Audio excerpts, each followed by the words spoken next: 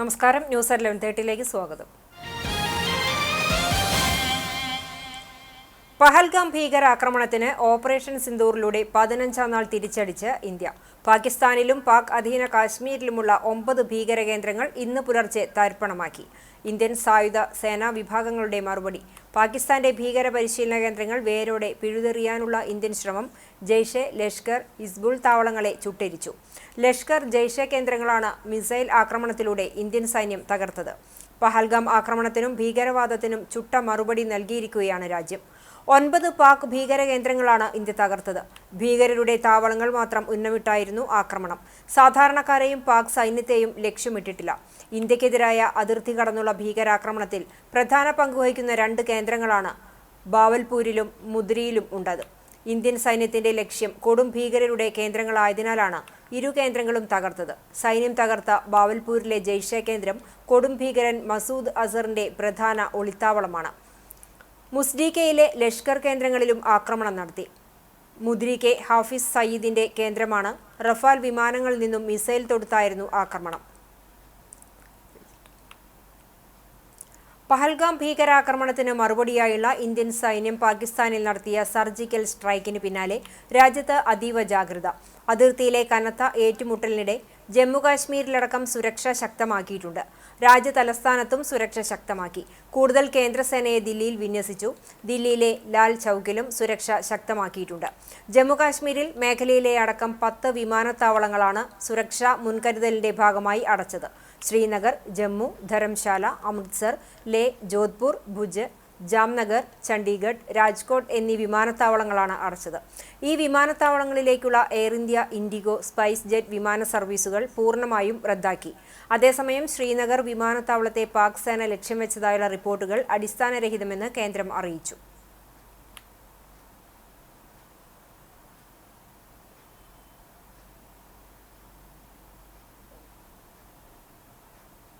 തൃത്താല പടിഞ്ഞാറങ്ങാടിയിൽ യുവാവിന് മണ്ണ് മാഫിയയുടെ കുത്തേറ്റ് ഗുരുതര പരിക്ക്.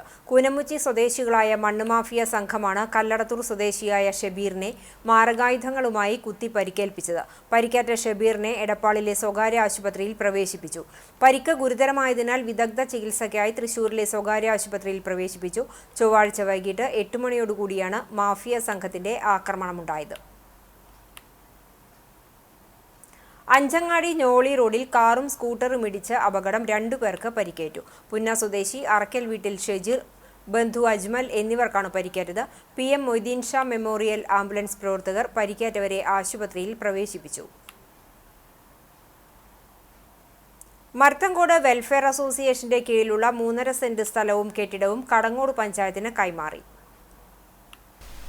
1972 CC Eapen, TT Cherappan, VM Subrahmanyan master എന്നിവരുടെ നേതൃത്വത്തിൽ നാടിന്റെയും ജനങ്ങളുടെയും ഉന്നമനത്തിനായി രൂപീകരിച്ച സംഘടനയുടെ സ്ഥലവും കെട്ടിടവുമാണ് പഞ്ചായത്തിന്റെ പുരോഗമന പ്രവർത്തനങ്ങൾക്കായി വിട്ടുനൽകിയത്. മർത്തങ്കോട് ഹൈസ്കൂളിനോട് ചേർന്ന് കിടക്കുന്ന സ്ഥലത്ത് പഞ്ചായത്ത് കുടിവെള്ള പദ്ധതി ടാങ്ക് സ്ഥാപിക്കാനായി അസോസിയേഷൻ സ്ഥലം നൽകിയിരുന്നു.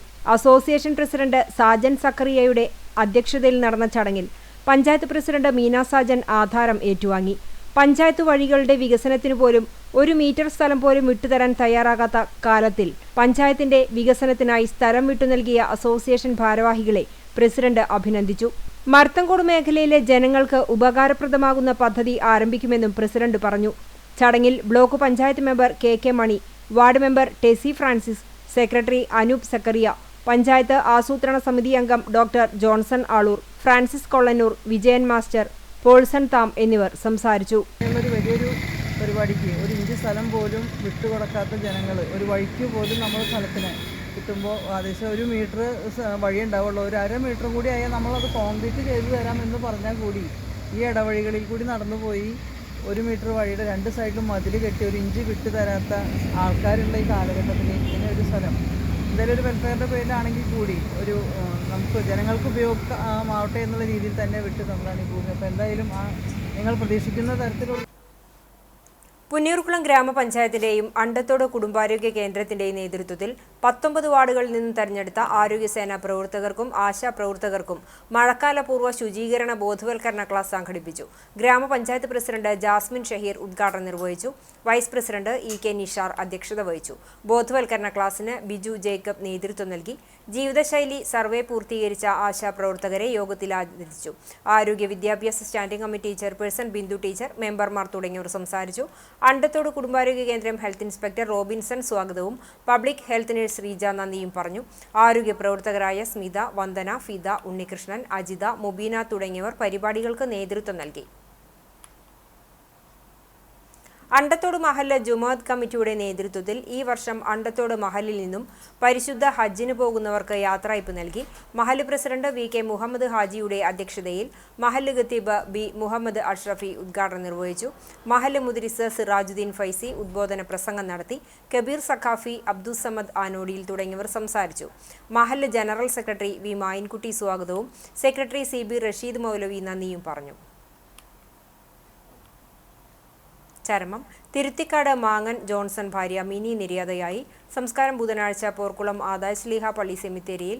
ജിംസൺ, ജിന്നി എന്നിവർ മക്കളാണ്. അഞ്ഞൂർ നെയ്യൻ കൊച്ചുണ്ണി ഷാജു നിര്യാതനായി. 51 വയസ്സായിരുന്നു. സംസ്കാരം ഇന്ന് വൈകിട്ട് 4:30 അഞ്ഞൂർ സെന്റ് സേവിയേഴ്സ് കത്തോലിക്ക പള്ളി സെമിത്തേരിയിൽ നടക്കും. പോർക്കുളം അഗതിയൂർ കാരാമിൽ അശോകൻ നിര്യാതനായി. 60 വയസ്സായിരുന്നു. സംസ്കാരം ചെറുതുരുത്തി പുണ്യതീരത്ത് നടന്നു. സുനിതയാണ് ഭാര്യ. അശ്വിനി മകളാണ്. ഇതോടെ ന്യൂസ് 11:30 സമാപിക്കുന്നു. നമസ്കാരം.